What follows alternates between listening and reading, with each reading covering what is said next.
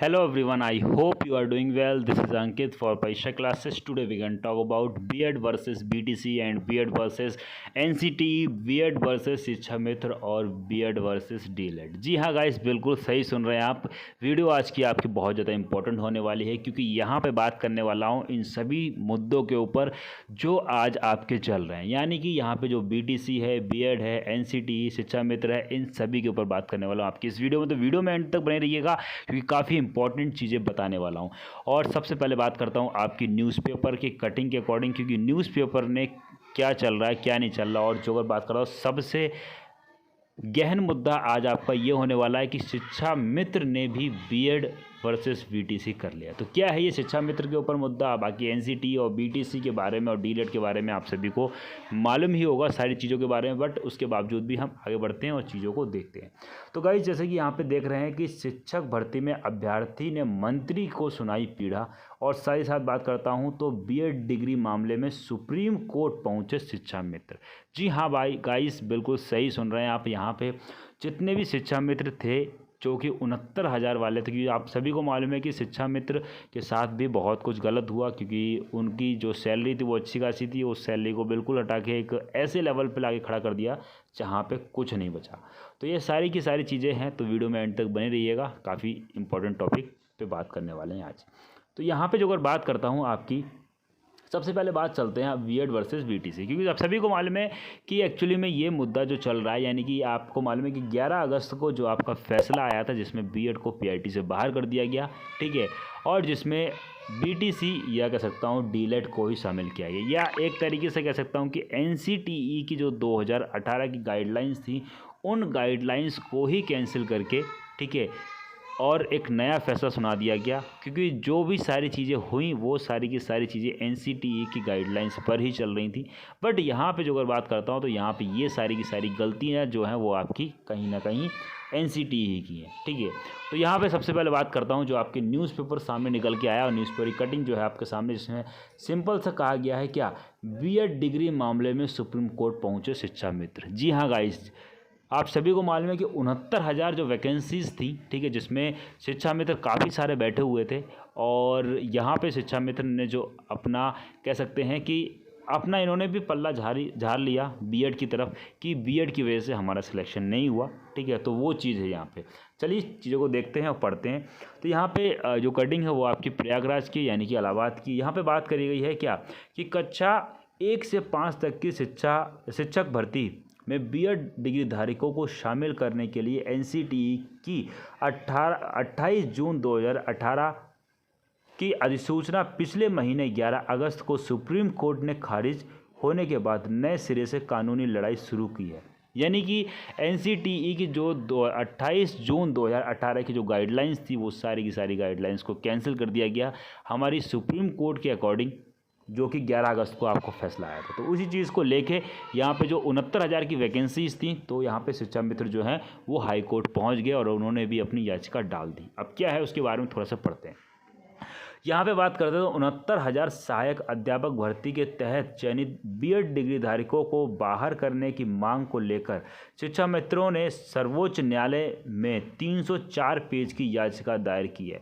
शिक्षा मित्रों का तर्क है कि वह प्राथमिक स्तर की TET पास हैं। वह 69,000 भर्ती के लिए 2019 में आयोजित शिक्षक भर्ती परीक्षा में 40/45 यानी कि 45 में से 40%, ठीक है, 40/45% अंक या अधिक प्राप्त करने वाले 32,629 अभ्यर्थियों में शामिल थे। लेकिन B.Ed डिग्री धारकों ने 69,000 भर्ती में शामिल होने के कारण कट ऑफ बढ़ाने के कारण उनका चयन नहीं हो सका, ठीक है। अब चूंकि NCTE की अधिसूचना खारिज हो चुकी है, इसलिए उसके आधार पर B.Ed डिग्री धारकों का चयन स्वतः अर्थहीन हो गया। तो यहाँ पे शिक्षा मित्र जी का भी कहना बिल्कुल सही है कि जिस गाइडलाइंस के थ्रू सारी की सारी चीज़ें चल रही थी, हो रही थी, B.Ed को PRT में शामिल किया गया था और अब वही गाइडलाइंस को कैंसिल कर दिया गया। तो यहाँ पे जो वो उस बीच में काम हो तो वो काम भी तो आपका बेकार ही गया।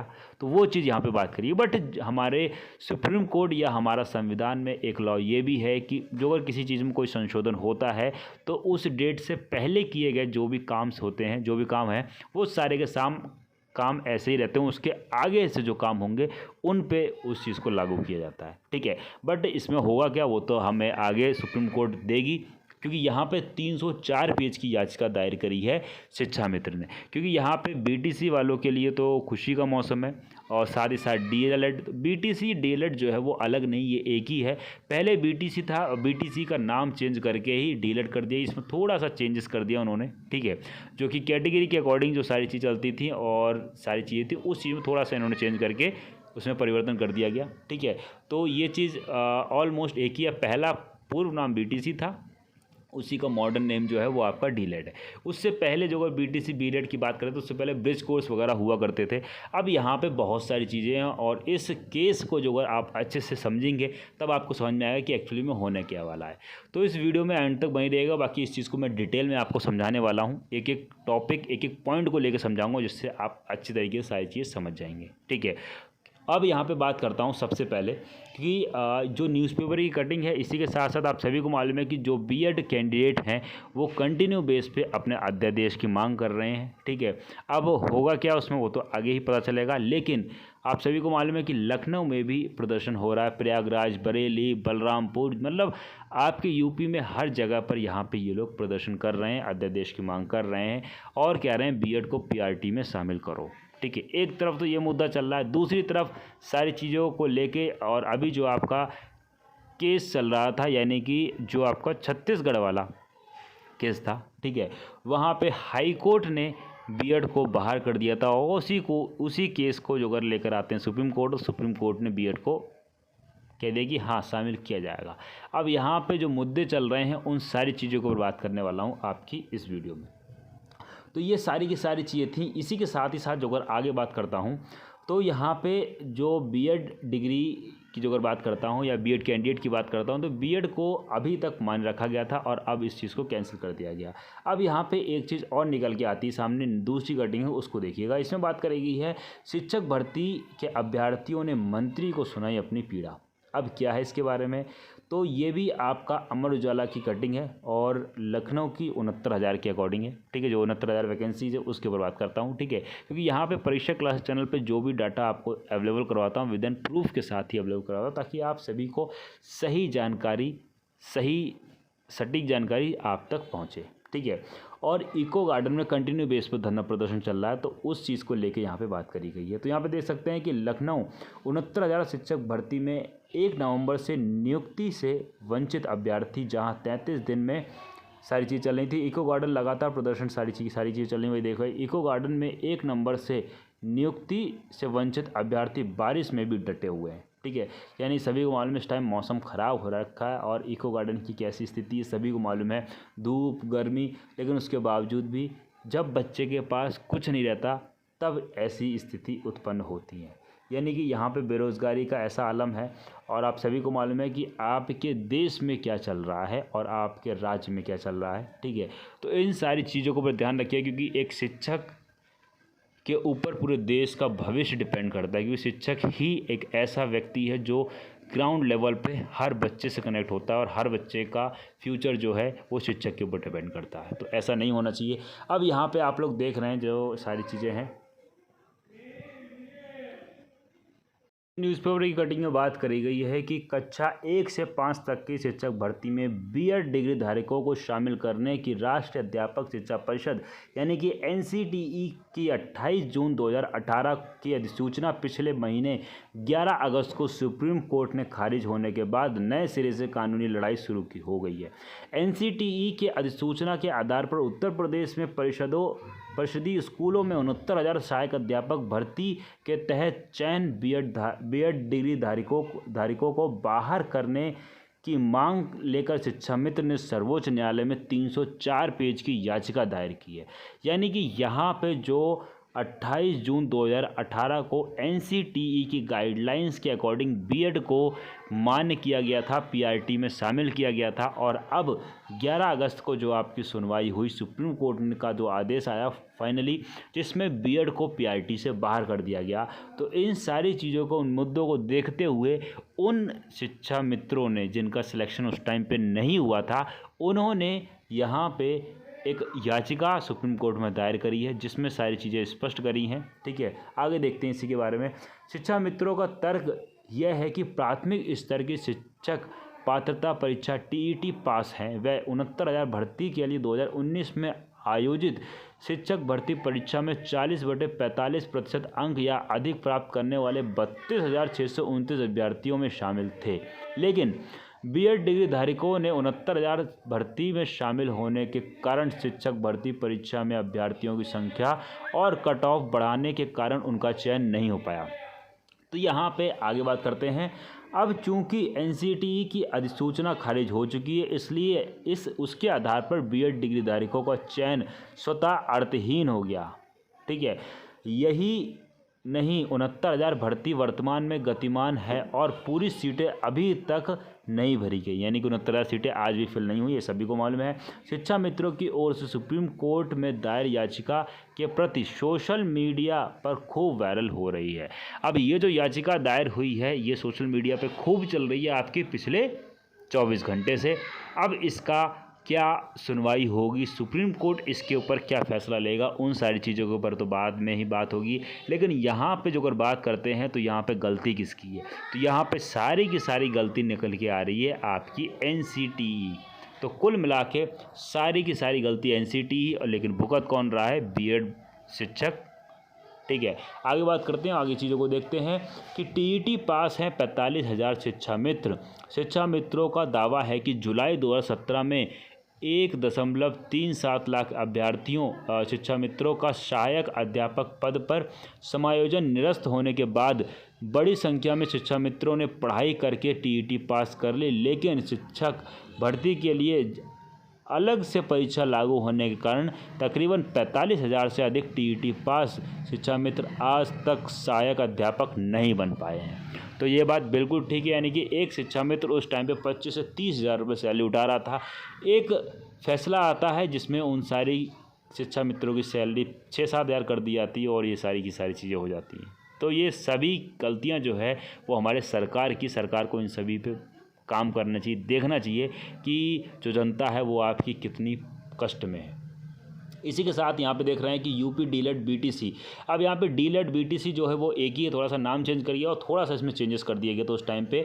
अब ये क्या है कि डिप्लोमा इन एलिमेंट्री एजुकेशन यानी कि डीलेट प्रशिक्षण 2023 में प्रवेश के लिए 3,36,187 अभ्यर्थियों ने आवेदन किया है। अंतिम तिथि 31 अगस्त तक। परीक्षा नियामक पदाधिकारी कार्यालय की वेबसाइट पर 5.0 लाख अभ्यर्थियों ने रजिस्ट्रेशन कराया था। इनमें से 3.38 लाख से अधिक अभ्यर्थियों ने फीस जमा कर दी। आवेदन पूर्ण करते हुए प्रिंट आउट लेने की अंतिम तिथि 5 सितंबर थी। निर्धारित तिथि तक 3,36,187 अभ्यर्थियों ने आवेदन पूर्ण किया है। आवेदकों की स्टेट रैंक 12 सितंबर को जारी होगी।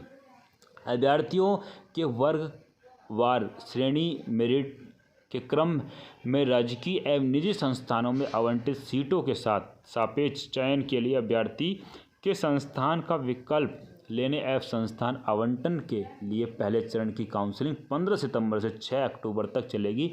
प्रवेश के बाद अभ्यर्थियों की सूचना 17 अक्टूबर तक अपलोड की जाएगी। अब यहाँ पे जैसे ही ये मुद्दा आता है और 11 अगस्त को रिज़ल्ट आता है सुप्रीम कोर्ट का फैसला आता है, और उससे पहले 3-4 साल तक बीटीसी या डीलेट कोई पूछ भी नहीं रहा था या कोई कैंडिडेट करने जिसमें सरकारी सीटें भी खाली जा रही थी। और आप सभी को मालूम है इस साल पिछले 2 महीने पहले आपके फॉर्म आए थे डीलेट के, जो कि उसकी लास्ट डेट कंटिन्यू बढ़ाई जा रही थी इस वजह से क्योंकि उसके जो सरकारी सीटें हैं वही नहीं फिल हो पा रही थी। तो ये सारी की सारी चीज़ें हैं। लेकिन जैसे ही फैसला आता है 11 अगस्त को, तो जो लोग कहीं ना कहीं कह सकते हैं कि फाइनेंशियल कंडीशन अच्छी थी जिनकी, उन्होंने बीएड करने के बाद दोबारा बीटीसी करने का फैसला किया और उन्होंने फॉर्म भर दिया और आगे का प्रोसेस कर दिया। तो इतने फॉर्म पड़ चुके हैं क्योंकि 11 अगस्त को ये फैसला आया इस वजह से। अब यहाँ पे ये सारी की सारी गलतियाँ, ये सारी की सारी चीज़ें हो क्यों रही हैं, किस वजह से हो रही है, इसके पीछे सबसे बड़ी गलती किसकी है?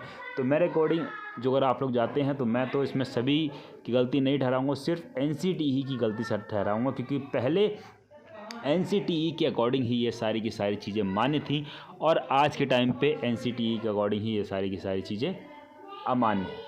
तो कहीं ना कहीं सारी गलती एनसीटीई की और भुगत कौन रहा है? आज का शिक्षक। तो ये जो है ऐसा नहीं होना चाहिए, बट मेरे अकॉर्डिंग यहाँ पे हमारी सुप्रीम कोर्ट को कोई ऐसा फैसला सुनाना चाहिए या अपने फैसले पे थोड़ा सा विचार करना चाहिए, ठीक है, ताकि जो बीएड कैंडिडेट पिछले 3-5 साल में जिन्होंने बीएड किया एटलीस्ट उन सबको इसमें सम्मिलित करना चाहिए। यहाँ पे ये सारी की सारी चीज़ें थी आपकी B Ed versus BTC, B Ed versus आपकी एनसीटीई और शिक्षा मित्र और डीलेड।